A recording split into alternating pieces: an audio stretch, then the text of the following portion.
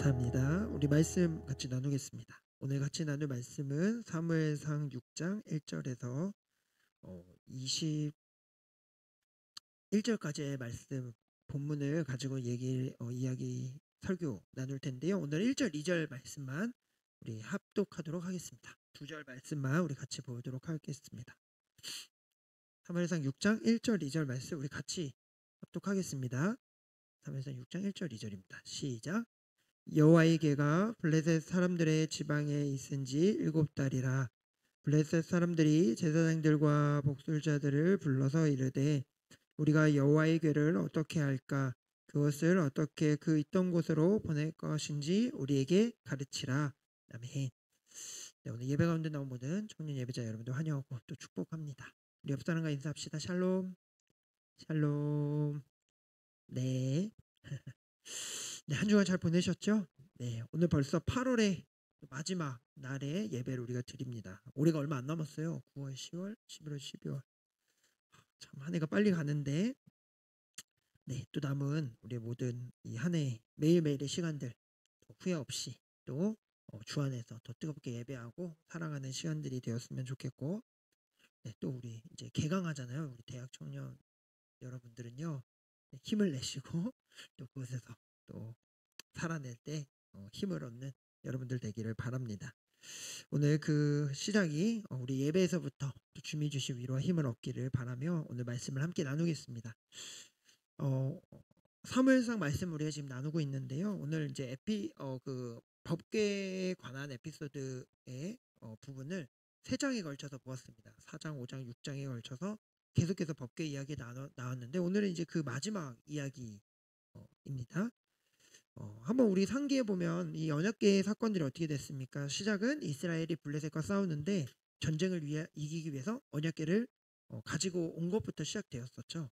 그래서 승리의 부적과 어떤 승리의 도구로서 이 언약궤를 가지고 전쟁에 나갔는데 결국에는 이스라엘이 블레셋에게 처참하게 밟히고 패배하게 됩니다. 그러면서 어떻게 돼요? 언약궤를 빼앗기게 되죠. 이스라엘 입장에서는 언약궤를 빼앗겼다라는 것은 그 민족 전체의 어떤 기대나 소망이나 앞으로에 대한 어떤 바람들이 다 무너졌고 절망적이다. 이런 상황이라고 볼 수 있어요. 반대로 블레셋은 어떻습니까? 기세가 등등해졌었죠. 그들은 이스라엘의 하나님, 그 애굽에서부터 그 수많은 사람들을 건져냈다고 그 주위의 지역에 소문이 났던 그 여호와를 우리들이 꺾었다 이렇게 지금 생각합니다.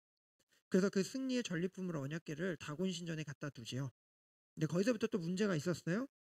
언약궤 앞에서 다곤 우상이 무릎을 꿇고 엎드려져서 머리랑 손목이 다 잘린 채 나뒹굴었던 이런 모습을 우리가 지난주에 살펴보았죠. 그리고 뿐만 아니라 그 언약궤를 가지고 있는 블레셋의 사람들마다 심한 독점으로 인해서 사람들이 죽어나가기 시작합니다. 그러니까 승리처럼 보였지만 실은 하나님이 그 적진의 중심에 들어가서 그들을 꺾고 계셨던 것이죠. 그리고 이제 오늘 이제 이야기가 마무리되는데요. 블레셋이 그렇게 7개월이라는 시간 동안 어찌어찌 계속해서 버텼어요. 막 독종도 돌고 막 사람들이 죽어나가지만 어떻게든 이 언약궤를 여기저기 돌려가면서 7개월을 버티다가 결국에는 이제 항복을 합니다. 그리고 이제 우리 땅에 이 언약궤를 갖고 있으면 안 되겠구나 생각을 해서 이 언약궤를 다시 이스라엘에게 돌려보내기로 결정하죠. 근데 문제는 이 언약궤를 어떻게 돌려보낼까라는 것이었어요. 그가 언약궤의 어떤 무시무시함을 경험한 블레셋 입장에서는 이것을 다시 이스라엘로 보낼 때에 어떻게 보내야 할지, 이 신의 진노를 어떻게 달래야 할지에 대한 고민들이 있었던 것이죠. 그래서 블레셋은 지금 자칭 자신들의 종교 지도 전문가라고 할 수 있는 이들을 불러서 이 언약궤를 어떻게 다시 보낼 수 있을지에 대한 조언을 구합니다. 그것이 오늘 3절 4절 말씀인데 우리가 읽진 않았었지만 지금 한번 읽어볼게요. 3절 4절 말씀입니다. 네, 같이 한번 읽을게요. 시작.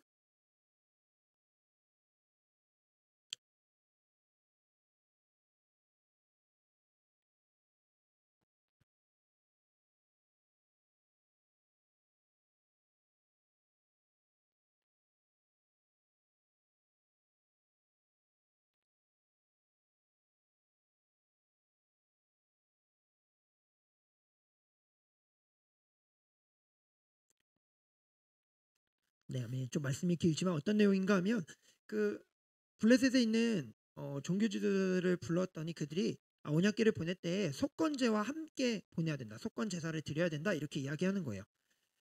그러니까 이 언약궤는 이스라엘의 성물로서 지금 이스라엘의 신이 분노했기 때문에 이것을 달랠 수 있는 어떤 제사와 함께 보내야 된다는 거죠. 사실 속건제라는 것은 그 죄를 속죄하는 제사예요. 그래서 이들은 자신들이 지금 뭔가 잘못하고 있다라는 것을 어느 정도 인정한 것 같아요. 그러면서 속건제를 드리고 그 제물로 속건제의 제물로 금 독종 5개와 금쥐 5마리를 만들어서 함께 보내자 이렇게 결정합니다. 사실 여러분 율법에서는 이 제사를 드릴 때 어떤 제물로 어떻게 드려야 되는지가 자세하게 나와 있는데요. 속건제 같은 경우에는 순양으로 드리라고 율법에 나와 있습니다. 근데 여러분 이들은 이제 이방 민족이고 이들에게 이런 지혜가 없었겠죠, 그죠? 그냥 자신들의 생각대로 어떤 이러한 종기, 독종을 멈추게 하고 신의 분노를 잠재울 만한 재물을 자기 나름대로 고안했던 거예요. 근데 여러분 왜 하필이면 독종은 뭡니까? 종기의 모양인 독종과 왜 쥐의 형상으로 만들었을까 하는 것이죠. 그냥 금 덩어리를 잔뜩 싸가지고 그걸 제물로 가져가도 되는데 왜 독종과 쥐로 만들었을까라는 질문을 던져볼 수 있을 것 같아요. 이것은 아마 블레셋 전역에 퍼졌던 그 독한 종기의 질병이 쥐를 통해서 발생했다라고 이렇게 생각했던 것 같아요. 실제로 여러분 어떤 전염병을 옮기는 일에 있어서 설치류들이 실제로 병을 많이 옮기죠, 그렇죠? 그래서 이 전염병의 원인도 쥐이고, 그래서 이 쥐 때문에 우리가 악성 종기가 생겼다라고 블레셋 사람들은 생각했던 것입니다. 그래서 이것을 해결하기 위해서는 독종과 쥐의 모양을 하고 있는 금 10개를 만들어 가지고 이것을 그 신에게 바치면서 그렇게 언약궤로 같이 보내자. 그러니까 나름대로 자신들의 종교적인 어떤 해석을 한 것이죠. 근데 참 인간이 완악합니다. 그들이 이렇게 언약궤를 다시 돌려보내면서도 끝까지 하나님을 시험해요. 어떤 시험인가 하면 이게 정말로 그 이스라엘의 여호와라는 신이 우리에게 벌하고 있는 재앙인지 아니면 어쩌다가 우연으로 일어난 자연재해인지 어떤 전염병인지 이것을 이들은 시험하고 싶어요. 그래서 어떻게 하는가 하면 오늘 7절 8절 말씀인데 이렇게 합니다. 7절 8절 같이 한번 읽어볼게요. 시작.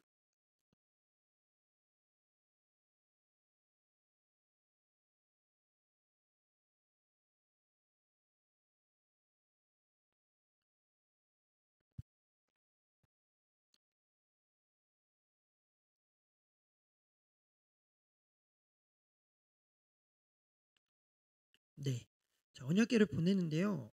하나님을 시험하는 방법으로 어떻게 하는가 하면 멍에를 한 번도 메어보지 못한 소를 정합니다. 그러니까 무슨 얘기하면 수레나 짐을 한 번도 옮겨보지 않은 소예요. 그냥 그런 일을 해보지 않은 소 2마리를 그것도 암소로 결정합니다. 암소인데 어떤 암소인가 하면 젖먹이 새끼를 낳은 지 지금 얼마 안 된 암소 2마리를 선택해서 이들에게 이 소에게 수레를 끌게 해서 그 수레에다 법궤를 얹어서 돌려보내자 이렇게 하는 것이죠. 뭐 역시 뭐 율법과는 전혀 상관없는 방법이에요. 실제로 하나님은 언약궤를 옮길 때 누가 옮겨야 되냐면 제사장들만이 그것을 들고 이렇게 메고 옮겨야 된다 이렇게 율법은 정하고 있는데 그들은 뭐 그런 거 잘 모르는 상황이죠. 그냥 자신들의 방법대로 언약궤를 옮기려고 하는데 하나님을 시험해 보려고 이런 방법들을 사용합니다. 여러분 갓 태어난 새끼 송아지가 있는 이제 젖을 물려야 하는 어미소를 그 새끼랑 강제로 분리해 가지고 그 소에게 짐을 실어서 그것도 짐을 한 번도 이렇게 매보거나 짐을 옮겨본 적 없는 소에게 수레를 메고 가게 한다. 라고 하는 것은 실제로 그 소가 그 일을 감당하는 것이 불가능한 일이죠. 왜 그런가 하면 이 짐승도 본성이 있잖아요. 그죠? 새끼를 살리고 싶어하는 본성이 있기 때문에 이 암소가 자신의 젖을 물려야 하는 새끼를 두고 떨어뜨리고 강제로 뭔가 일을 시키려 했을 때 잘 하지 못할 가능성이 훨씬 많습니다. 그리고 짐을 져보지 않았고 한 번도 그런 것을 매보지 않은 소가 그것들을 메고 간다고 했을 때 어떤 일이 벌어지겠어요? 뭐 소가 우왕좌왕한다든지 아니면 다시 뭐 새끼에게로 돌아가려고 한다든지 그리고 무엇보다 사람이 이 수레를 몰고 가는 게 아니고 소가 알아서 가도록 하는 어떤 이런 방법이기 때문에 실제로는 이 언약궤가 수레에 담긴 언약궤가 제대로 간다는 것은 좀 불가능한 일에 가까운 것이죠. 근데 이런 조건을 마련해서 이들이 언약궤를 실어서 그 소에다가 메어서 보낼 때 이 소가 알아서 잘 걸어서 이스라엘의 진영까지 가게 된다면 이건 진짜 여호와 그의 신이 한 것이구나 라는 것이 분명하겠지만, 그렇지 않으면 이것은 우연히 일어난 일이다, 우리가 이렇게 생각하자, 이렇게 그들이 판단한 것입니다. 그러니까 실제로 이렇게 이 암소도 메어보지 못한 소가 수레를 메고 간다, 어떤 길을 온전하게 안전하게 간다라는 것은 불가능한 일에 가깝죠. 근데 우리가 잘 알듯이 어떻게 됩니까? 이 소들이 어떻게 해요? 이 언약궤를 메고는 좌우로 치우치지 않고 곧장 잘 길을 떠나서 어디에 도착하냐면 베스메스라는 이스라엘의 도시에 도착하게 되는 것이죠. 그러니까 상식적으로는 말도 안 되는 조건과 상황이지만 언약궤가 스스로 어쩌면 걸어서 이스라엘로 다시 돌아가는 이런 모습을 보게 되는 것이죠. 여러분, 무엇을 이야기하는 것입니까? 이것은 지금 이 언약궤가 가고 있는 것은 하나님이 하시는 일이다라는 것을 보여주는 거예요. 그러니까 하나님이 역사하셔서 지금 동물의 본성마저도 압도하셔서 결국에는 이 언약궤가 원래 있어야 할 이스라엘로 하나님이 가게 하시는 이러한 일들을 지금 행하고 계시는 것이죠. 그러니까 블레셋도 아마 놀랬을 거예요. 블레셋도 저 멀리서 궤가 어디로 가나 이렇게 지켜보고 있었는데 그 소들이 잘 걸어서 결국에는 이스라엘의 베스메스라는 곳으로 도착하는 것을 블레셋 사람들이 보게 되죠. 그러니까 여호와의 손이 엄중하게 그 가운데 임하고 지금 뭔가 하나님께서 하시고 있구나, 이것은 여호와께서 하시는 일이구나, 이것을 이제 블레셋 사람들은 확실히 깨닫고 놀라서 자신의 지역으로 다시 돌아가게 됩니다. 블레셋 땅은 어떻게 됐을까요? 이제 재앙이 멈췄겠죠. 그죠? 결국 이스라엘의 이 언약궤는요, 긴 시간을 돌고 돌아서 이곳저곳을 들리면서 결국엔 다시 이스라엘로 돌아와 도착하게 됩니다. 그 베스메스 이스라엘 지역에 있던 사람들이요, 이 멀리서 언약궤를 실은 소들이 들어오는 걸 보고 또 엄청 놀라요. 그죠? 우리의 그 소중한 언약궤가 빼앗겼고 우리는 이제 망했다라고 생각했는데 그 언약궤가 다시 돌아오는 것을 봤을 때 베스메스 그 사람들도 굉장히 놀라게 됩니다. 언약궤가 블레셋을 초토하고 하나님의 손에 강한 역사를 보여주고 이렇게 돌아왔는데, 그런데 여러분, 더 놀라운 사실은 이스라엘은 여전히 달라진 게 없다라는 것이에요. 언약궤를 빼앗겼을 때랑 지금 돌아왔을 때 그들의 달라진 모습이 전혀 없습니다. 베스메스 이 지역이 재앙이 임하게 되는데요, 19절 말씀에 이렇게 기록하고 있어요. 19절 말씀 우리 같이 한번 읽어볼게요. 함께 읽겠습니다. 시작.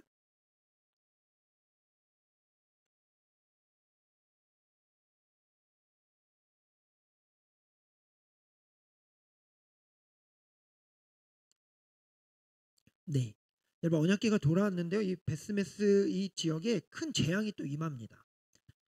왜 재앙이 임했냐면 오늘 성경에 보니까 베스메스 이 사람들이 언약궤를 들여다본 고로 70명의 사람이 죽었다, 이렇게 이야기합니다.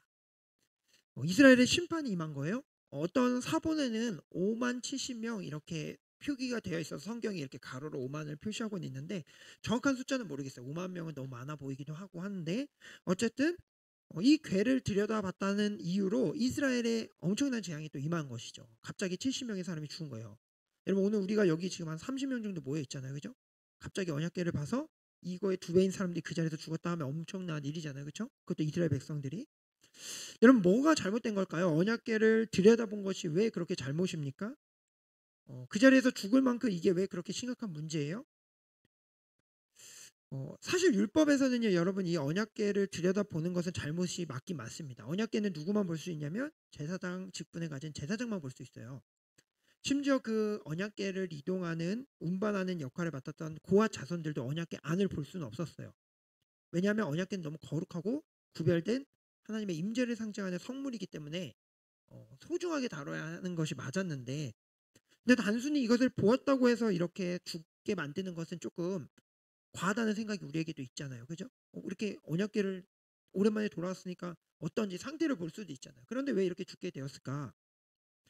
여러분, 실은 더 문제는요, 이들의 태도와 마음이 더 문제였다라는 것입니다. 여러분, 오늘 성경은 궤를 들여다보았다 이렇게 번역하고 있는데 정확한 번역은 아니에요.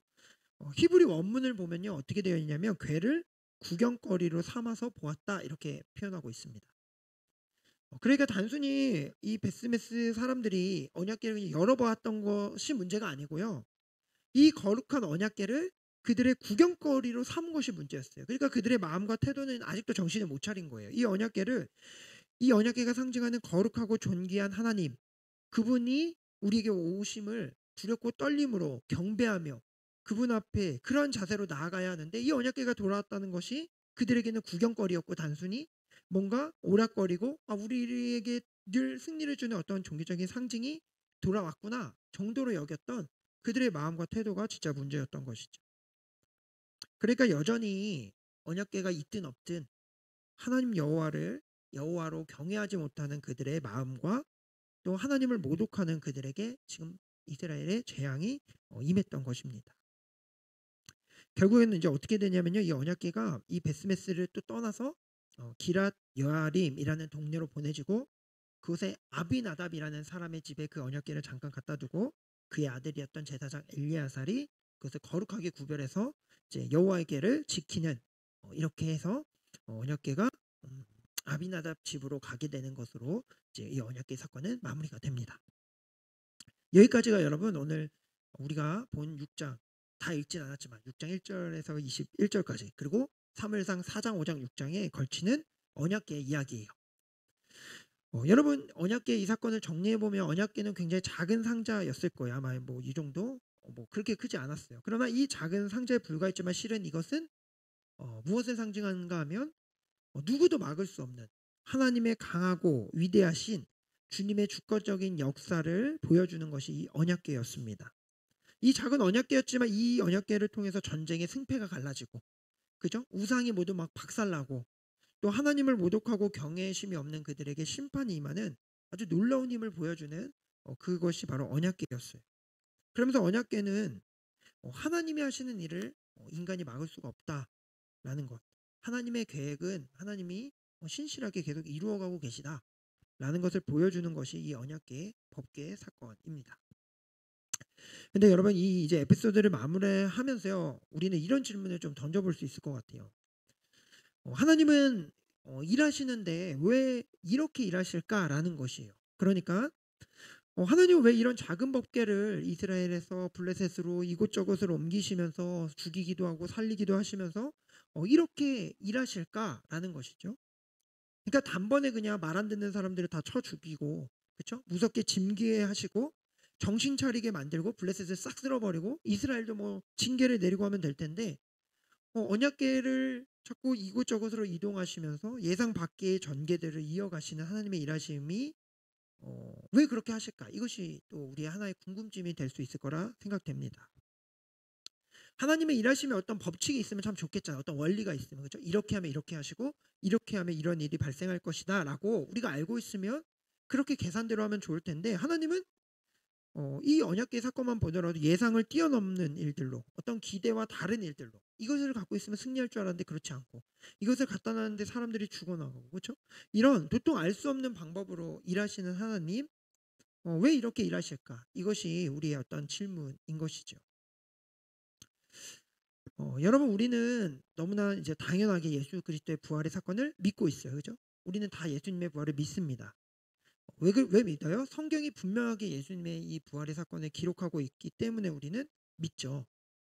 근데 여러분 세상 사람들이 예수님을 믿지 않는 이유 중 하나는 무엇입니까? 이해가 안 간다는 거예요. 말이 안 된다라는 것이죠. 세상 사람들은 우리에게 왜 이 말도 안 되는 사람이 어떻게 살아날 수 있냐, 이런 것을 우리가 되묻습니다. 그죠? 근데 여러분 사실 성령의 역사로 우리는 이 사실들이 너무 자연스럽게 믿어지는데, 실은 성경 안에 모순적인 이야기들이 굉장히 많아요. 말이 안 되는 이야기들이 너무나 많죠, 그죠? 언약궤를 가지고 있었는데 실패했다라는 일도 뭐 말이 안 되지만, 예수님이 메시아이고 구원자라고 했는데 그런 예수님이 죽게 되는 결말, 그리고 이런 막 가르침들이 있잖아요. 죽어야 산다, 뭐 이런 것들, 부활하기 위해서는 우리가 죽어가야 된다, 십자가를 져야 된다, 뭐 이런 이야기들을 우리는 너무나 당연하게 자연스럽게 우리는 받아들이고 이해하고 있지만, 실은 세상 사람들이 봤을 때는 말이 안 되는 이야기죠, 그죠? 너무 모순되고, 살면 사는 거지 죽으면 사는 건 무슨 이야기고, 그죠? 죽으면 죽는 건데 부활이 어디 있고, 예수님을 믿는다고 하는 것들을 말이 안 된다라고 세상 사람들이 이야기합니다. 근데 우리는 그렇다고 생각하지 않죠. 우리는 이것들이 다 믿어지고 말이 다 된다라고 여겨요. 근데 여러분 우리가 이것을 성경의 진리로 머리로는 그렇게 알고 있는데요. 실제로 우리의 삶에서는 좀 다르다라는 것이에요.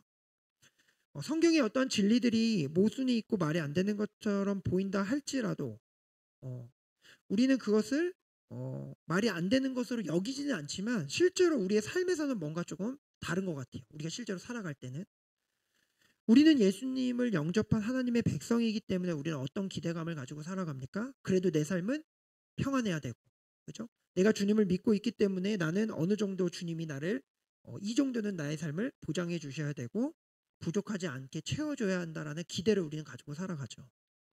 그래서 여러분 우리의 기도를 살펴보면 우리 어떤 기도를 합니까? 건강하게 해주시고 똑똑하게 해주시고 유능하고 부족함이 없게 내 삶을 채워주시옵소서 이렇게 우리는 기도합니다. 우리는 예수님을 믿고 있기 때문에 더 풍성하고 더 넓고 더 안전한 삶을 살게 해달라고 하는 것이 우리의 기도예요.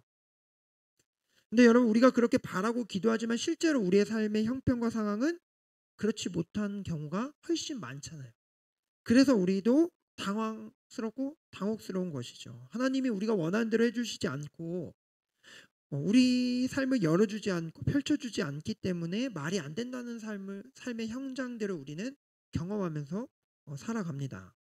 주님을 믿기는 하지만 믿기지 않는 삶의 현실과 상황들이 우리 삶에 펼쳐지기 때문에 세상 사람들은 예수님이 말이 안 되라고 말하지만 우리는 때로는 내 삶이 말이 안 된다고 생각하고 고백할 때가 많이 있죠. 왜 내 삶은 이런 말도 안 되는 삶이 펼쳐질까? 그죠? 하나님의 나라가 하나님의 영광을 내가 믿고 있는데 왜 내 삶은 하나님의 나라가 임하지 않을까? 이 세상은 왜 이렇게 불의하고 악할까? 이런 우리의 삶에 반문들이 있다라는 거예요. 우리 삶은 내가 믿는 것과 다르기 때문에 우리 역시도 그렇게 당혹스러움을 느끼기도 하고 이해 안 되는 삶을 고백하기도 한다라는 것입니다. 근데 여러분 성경에 말하고 있는 분명한 사실은요. 우리의 이런 뭔가 내 생각과 내 판단으로는 말도 안 되는 현실, 믿는 자로서 내가 기대하는 상황과 완전히 다른 이 현실 속에서도 성경이 말하는 답은 그럼에도 불구하고 하나님은 일하고 계신다라는 것이에요. 이해가 안 되는 삶에도 여전히 주님은 일하신다라고 성경은 계속해서 이야기하고 있습니다.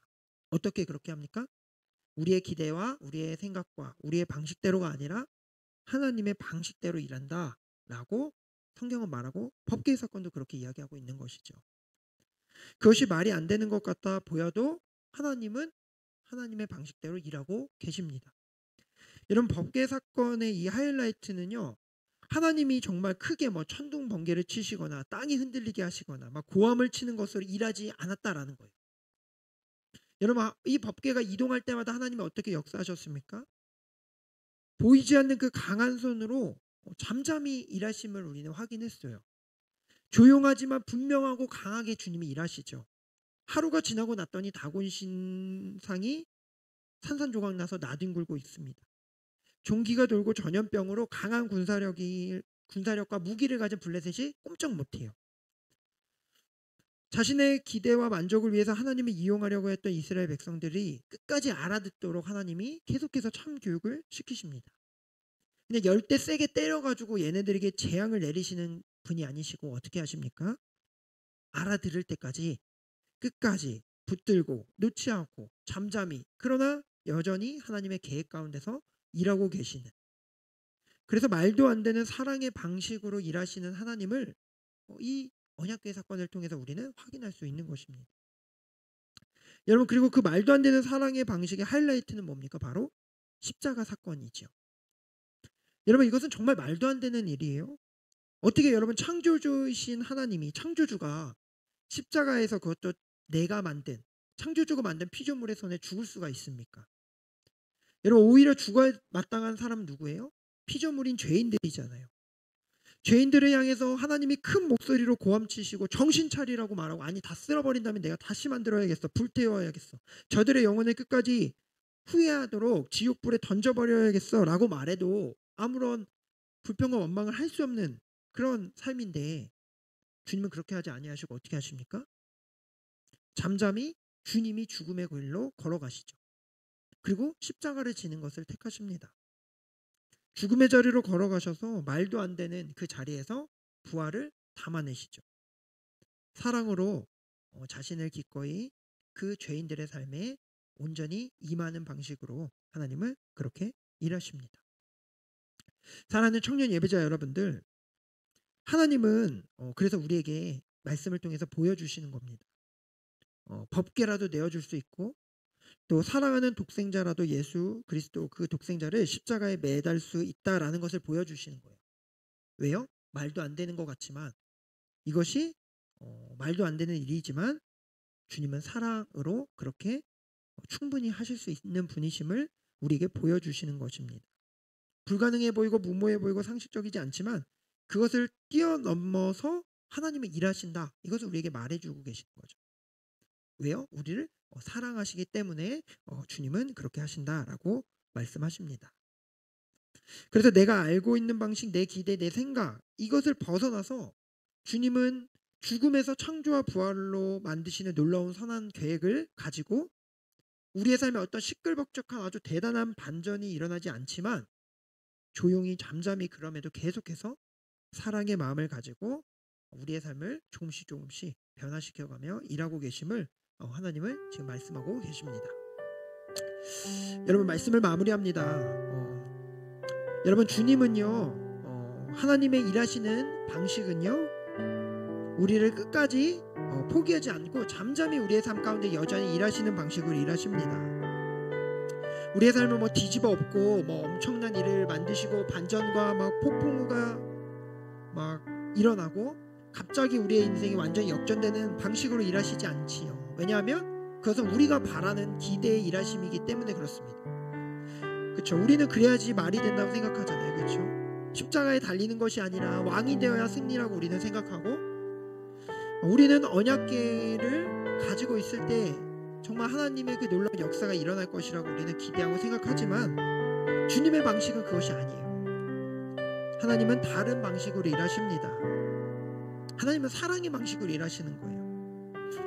여러분 오늘 그 사랑의 방식으로 주님은 여전히 우리의 삶에도 역시 동일하게 일하고 계십니다. 그래서 여러분 그 사랑을 입은 자들은 어떻게 살아가야 하는가 하면 오늘 우리에게 주어진 삶을 힘들어도 어려워도 그냥 또 살아내는 것입니다. 어떻게 담담히 또 살아내는 것이에요. 유혹이 가득하고 위협이 가득한 우리의 현실을 살지만 현실 속에서 하나님이 여전히 내 삶을 함께하고 계시다는 믿음이 있기 때문에 또 사는 것입니다. 내 삶이 정말 말도 안 되고 너무 답답하고 이건 상식적으로 정말 해석이 안 되는 주님을 믿고 있지만 내 삶은 주님을 믿기에는 너무 어려운 현실을 살지만 그럼에도 끝까지 가는 거예요. 주님이 내 삶에 일하고 있음을 믿기 때문에 내 삶을 어떻게 해석할 수 있는가 하면 여전히 부족하고 연약하고 뭔가 내 마음과 다른 현실이지만 선하신 하나님이 내 삶에 잠잠히 여전히 일하고 계시기에 오늘 내게 주어진 상황이 최선의 상황이라고 믿을 수 있는 것입니다. 질그릇 같은 우리의 인생의 보배 되신 주님이 찾아오셔서 강한 손으로 결국에는 완성시켜가고 계시는 과정으로 믿기 때문에 우리는 담대하게 또 살아갈 수 있는 것입니다. 여러분 언약궤가 다시 이스라엘에게 돌아왔고 그 언약궤는 영원히 이스라엘 곁에 머무는 것처럼 오늘 우리의 삶에도 주님은 그렇게 일하고 계십니다. 그래서 여러분 우리는 제자로서 하나님의 자녀로서 담대하게 살아가야 합니다. 어떻게요? 기다려야 돼요. 또 기도해야 됩니다. 또 하나님의 일하심을 기대해야 돼요. 주님은 이미 여러분들을 향한 놀라운 승리를 시작하셨습니다. 반드시 주님은 그 일을 이루어 가실 것입니다. 하나님의 그 놀라운 역사를 우리의 삶 가운데 날마다 믿고 신뢰하면서 우리의 일상을 살아내지만 그 일상 가운데 담대하게 힘있게 살아나가는 우리가 되기를 간절히 소망합니다. 우리 말씀을 기억하면서 우리 이 찬양을 같이 고백했으면 좋겠는데요.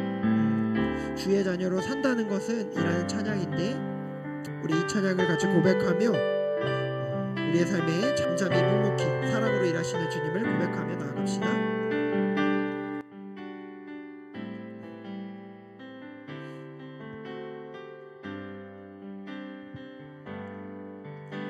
주의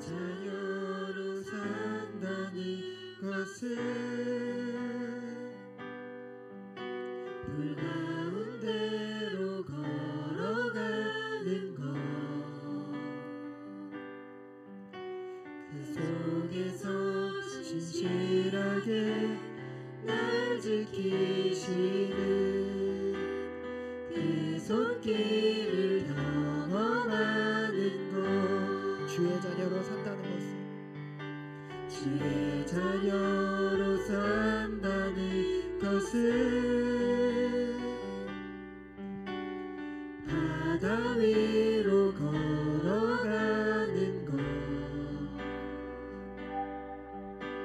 내 온몸을 덮쳐오는 폭풍 속에서 잠잠히 주 바라보는 것, 때론 불 가운데 휩싸일 때도 폭풍 가운데 무너질 때도 주님 내 곁에 함께 하시네,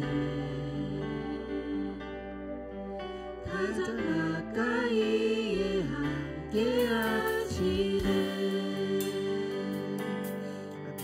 우리 한 번 더 고백합시다. 주의 자녀로 산다는 것은 주의 자녀로 산다는 것은 나도 그들을 용납하는 것, 나도 그들을 용납하는 것, 나를 위해 살리신 십자가 사랑, 그 사랑으로 살아가는 주의 자녀로 산다는 것은 주의 자녀로 산다는 것은 주님과 동행하는 것, 주님과 함께 동행하는 것, 주께서 지신 십자가, 주께서 지신 십자가 기꺼이 지고 주와 함께 걸어가는, 때론 불 가운데 때론 불 가운데 휩싸일 때도 폭풍 가운데 무너질 때도 주님 내 곁에 함께 하시네, 가장 가까이에 함께 하시네, 때론 불 가운데 때론 불 가운데 휩싸일 때도 폭풍 가운데 무너질 때도 주님 내 곁에 함께 하시네, 가장 가까이에 함께 하시네. 아멘. 우리 시간 말씀 기억하며 같이 기도하겠습니다.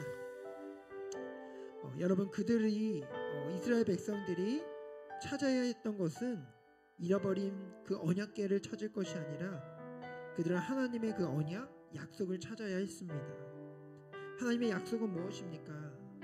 내가 너를 나의 자녀 삼았고 너의 인생 가운데에 내가 늘 함께 할 것이라는 것이 주님의 약속이었습니다. 이스라엘 백성들이 잃어버린 것은 언약궤가 아니라 그 하나님의 약속이었습니다. 여러분, 우리의 삶 가운데서도 우리가 잃어버리지 말아야 할 것은 이 하나님의 약속입니다. 오늘도 우리를 그분의 손으로 창조하셨고 만드셨고 우리의 인생을 주님이 계획하고 계시고 하나님이 끝까지 우리와 함께 하신다는 그 약속을 우리가 놓치지 않고 나아갈 때에 우리는 하나님의 백성으로 살아갈 수 있는 것입니다. 여러분, 때로 우리는 주님을 잃어버릴 수 있고 하나님의 약속을 잃어버릴 수 있지만 주님은 절대로 우리를 잃어버리지 않습니다. 여러분, 이 진리를 우리가 늘 붙잡고 살아갈 때만이 우리의 일상 가운데 진정한 평안과 위로를 얻으며 끝까지 걸어갈 수 있습니다. 여러분, 우리의 삶에 대단한 반전은 일어나지 않을 경우가 훨씬 많습니다. 갑자기 부유해지지 않고 갑자기 무엇인가 성공을 얻지 못하고 갑자기 갑자기 누군가에게 내 마음이 온전히 전해지지 못하고 우리의 인생이 내 기대와 바람대로 갑작스러운 어떤 성공을 우리는 누리는 삶을 어쩌면 살아내지 못합니다. 그러나 주님은 그렇게 우리의 인생 가운데 일하시지 않습니다. 묵묵히 우리의 삶 가운데 여전히 하나님이 일하심을 믿고 나아갈 때 우리의 기대와 상상을 넘어서 하나님의 그 놀라운 계획 가운데서 더 위대하고 더 크고 놀라운 일들로 우리의 삶을 변화시켜 가십니다. 그리고 그 우리의 그 일상 가운데 하나님의 특별한 그 십자가의 은혜로 다시 살아갈 힘과 용기를 주십니다. 우리 이 시간 기도할 때 하나님, 내가 주님의 이 약속을 잊지 않는 자가 되게 하여 주옵소서. 하나님의 일하심을 날마다 기억하게 하여 주옵소서. 내 상황과 환경은 이해가 되지 않고 답답하고 어려울 때가 많지만 그래서 때로는 다른 것들을 우상 삼고 다른 것을 의지하고 다른 방식을 찾는 나의 연약한 모습이 있지만 하나님이 나의 삶에 늘 함께 하신다는 이 사실을 다시 한번 확인하며 잠잠하게 기다리고 인내하며 기도하며 기대하며 하나님의 놀라운 일을 나의 삶을 통해 이루어 가시는 그 주님을 신뢰함으로 나의 일상을 담대하게 살아갈 수 있게 도와달라고 오늘 말씀을 기억하며 우리 같이 기도하며 나아가겠습니다. 함께 기도합시다.